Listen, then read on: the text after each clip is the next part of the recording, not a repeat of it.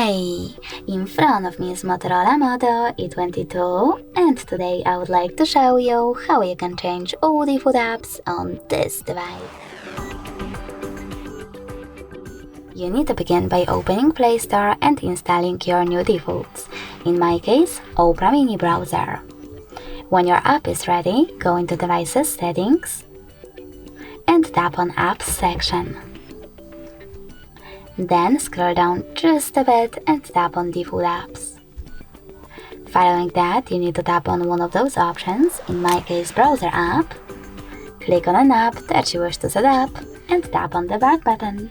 As you can see, after that, my default app has changed.